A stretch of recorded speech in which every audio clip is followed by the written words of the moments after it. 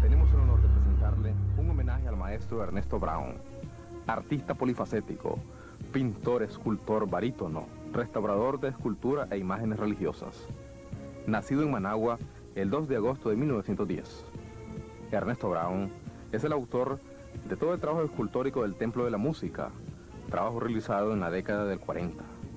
Los frisos en alto relieve, que representan la conquista, la independencia y el progreso, son de su autoría. Las cabezas de dragones, que sirven de puente, también pertenecen a su trabajo. También la escultura femenina y los músicos acompañantes que están encima del Templo de la Música fueron moldeados por Ernesto Brown. En volumen, su obra es de caballete. Gana el primer premio de pintura Rubén Darío con la Vivandera en 1933. Expuso en Washington en 1935 y en México en 1949 y 50. En Bellas Artes en Managua expuso en 1951 y en 1960. Y aquí está Nelson Brown, hijo de Ernesto Brown, para que nos hable acerca de los orígenes artísticos de su padre, el escultor y pintor y maestro Ernesto Brown. Bueno, mi padre prácticamente hereda toda esa vena artística. Ya mi bisabuelo, mi abuelo, que era ornamentador, pintor, escultor, le dieron todo un marco familiar que lo orientó hacia la pintura, hasta que llegó a estudiar a México, donde se volvió ya un profesional de la pintura y con toda una técnica y con todo un ambiente artístico, cultural que se vivía en México en la década de los 40. ¿Hay una obra conocida de tu abuelo? Bueno, mi abuelo tiene toda su obra, desgraciadamente se ha perdido.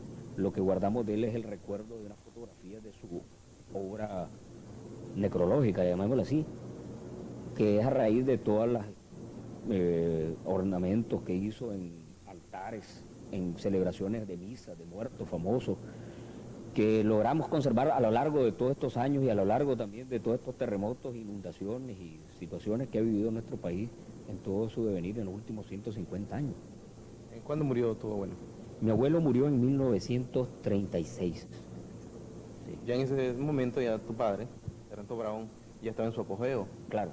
Sí, ya mi padre en 1933 había ganado un premio nacional Rubén Darío de la pintura, que es la Vivandera, que sale en los billetes de 5 Córdoba.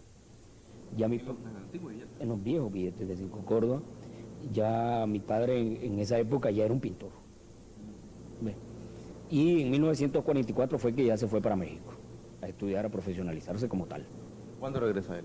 Él regresa en 1950 a integrarse a la Escuela de Bellas Artes, donde trabaja con Rodrigo Peñalba, con Pastor Peñalba, sobre todo, que era más amigo de él que con don Rodrigo. Y fue que con Rodrigo hicieron todo ese plan de la Escuela de Bellas Artes que generó toda esta nueva generación de pintores, como los Praxis. Mi padre traía ese colorido tropical, pero desde el punto de vista de un impresionismo, no tanto desde el punto de vista abstracto, sino del impresionismo que debería causar en el ciudadano nicaragüense verse reflejado en sí mismo, en su obra, la vida y su cotidianidad. ¿Usted cree, Nelson, que haya aportado su padre al desarrollo de las artes plásticas en estos momentos? Mira, yo creo que sí. Mira, hay alumnos como Armando Morales, que fue alumno de mi padre. Creo que muchos de estas nuevas generaciones fueron alumnos de mi padre, en que realmente ha sido muy desconocido.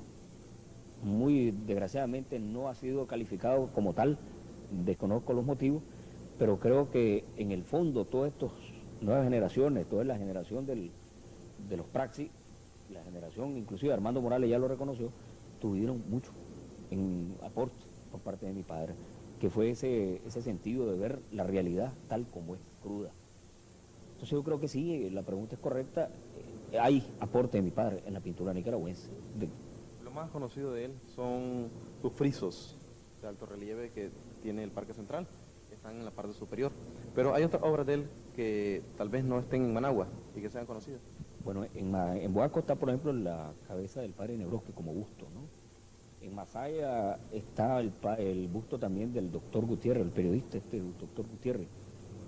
Y desgraciadamente mucha de su otra más obra ha sido particular y que se encuentra o en Nicaragua, en colecciones privadas, o fuera totalmente de Nicaragua. Vamos ahora a auscultar el testimonio de un amigo de Ernesto Brown, el caricaturista Chilo Barahona. Para mí Ernesto Brown es uno de los grandes valores artísticos que ha tenido Nicaragua. Era polifacético, pintor, escultor y humorista 100%. Este humor lo manifestaba también en una forma genial cuando cantaba óperas bufas. ¿Para usted era más escultor que pintor o más pintor que escultor? Bueno, era tan pintor como escultor, porque las esculturas que conocí yo no tenían nada que desear. Todavía tenemos una de Monseñor Lescano, ¿La estatua? ahí donde está el templo de Monseñor Lescano, en la esquina esa, y es un retrato exacto, una escultura completa de lo que fue Monseñor Lescano en vida. Y posó para él Monseñor Lescano. Todavía estaba vivo Monseñor Lescano. Y si es el retrato, lo dominaba maravillosamente.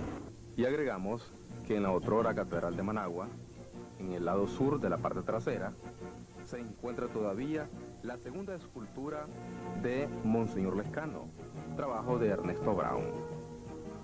Aunque esta difiere un poco de la primera, sin embargo, mantiene su sello artístico, el acabado fino del rostro. La escultura ha sufrido el embate del tiempo, pero es inmediatamente reconocible. A partir del terremoto de 1972, Ernesto Brown se trasladó a vivir con su familia a Boaco. Aquí el 25 de mayo de 1983, falleció a los 73 años de edad, dejando un hermoso legado artístico, plasmado en esculturas, pinturas, acuarelas, en expresivos colores, líneas y formas. Ernesto Brown es uno de los maestros del arte plástico nicaragüense, grande en su obra y grande en su humildad. Su trabajo lo delata como uno de los primeros en su categoría.